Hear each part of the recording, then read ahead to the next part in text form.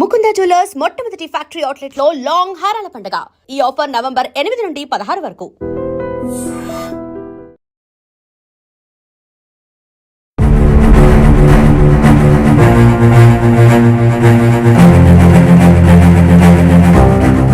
Hello viewers, welcome to iDreams media.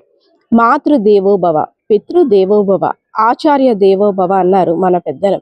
ఎందుకంటే తల్లిదండ్రుల్ని ప్రత్యక్ష దైవాలుగా భావిస్తాం. తల్లిదండ్రుల తర్వాత అంతటి సముచిత స్థానాన్ని గురువులకి ఇస్తాం.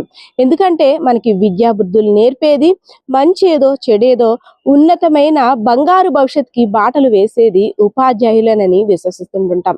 అందులో భాగంగా ఎవరైనా అంటే పసితనంలో కావచ్చు, విద్యా బుద్ధులు అభ్యసిస్తున్నప్పుడు కావచ్చు, పాఠశాలలో కావచ్చు, పిల్లలు కొంత ఆకతాయిగా ఉన్న, చదువులో వెనుకబడిన, అదేవిధంగా డిసిప్లిన్ ఏమాత్రం తగ్గిన అటువంటి పిల్లల మీద ప్రత్యేక శ్రద్ధ చూపించి, బాబు ఈ వయసులో ఇలా ఉండడం కరెక్ట్ కాదురా, ఇది మంచి ఇది చెడు, ఇలా చదువుకుంటే ఇలా బాగుపడతావు, ఇలా ఇలా మంచిగా చదువుకోవాలి, ఇలా ప్రవర్తించాలి, పెద్దల పట్ల ఇలా గౌరవంగా ఉండాలని ఉపాధ్యాయులు పిల్లలకి బోధించడం, అదేవిధంగా పిల్లలకి మంచి అలవాట్లు నేర్పించడం కూడా చూస్తుంటాం. అది సర్వసాధారణం కూడా, ఉపాధ్యాయుని యొక్క బాధ్యత కూడా.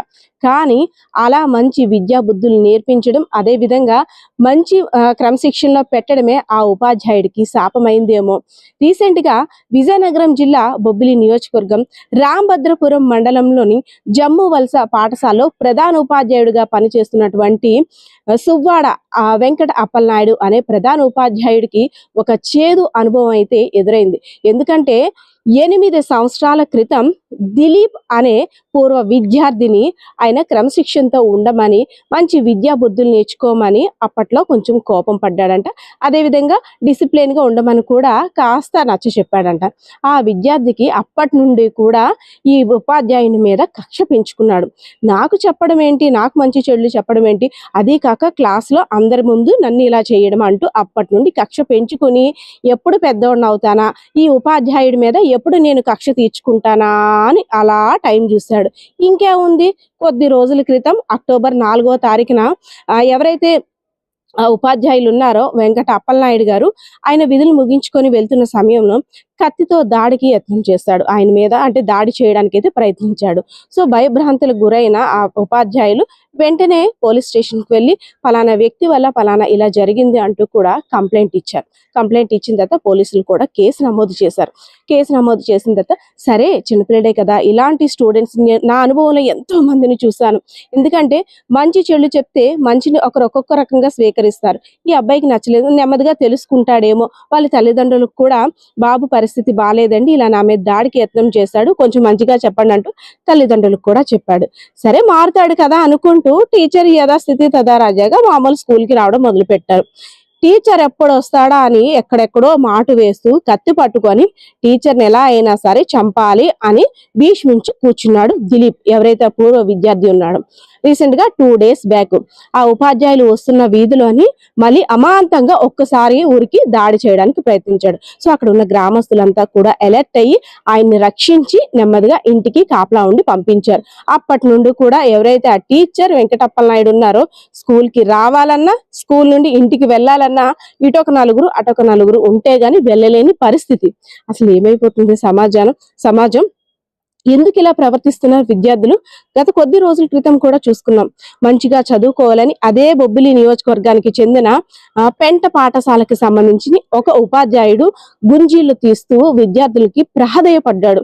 మంచిగా చదువుకోండి, 10th క్లాస్ ఎగ్జామ్స్ దగ్గరికి వస్తున్నాయి, మీరు మంచి భవిష్యత్తు ఉండేవాళ్ళు, సో ఇలా ఆకతాయిగా ఉండకండి అంటూ వాళ్ళు ప్రాధేయపడి మరీ వేడుకున్నారు.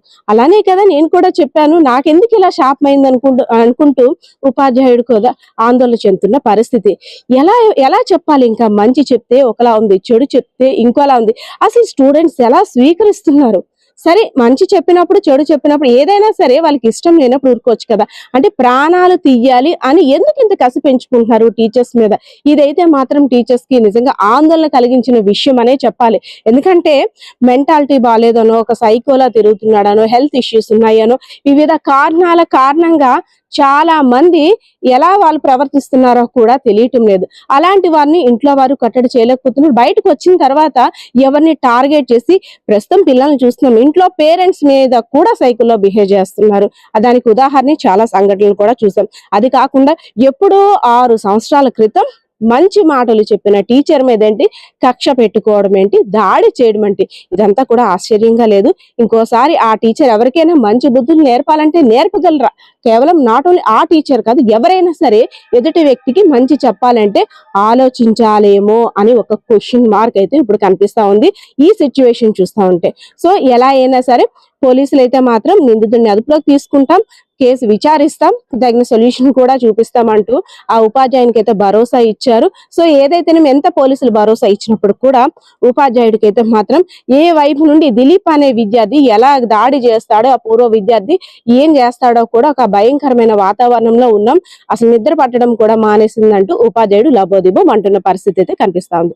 కెమెరా పర్సన్ బాలకృష్ణతో Padma, iDreams media, Vizianagaram.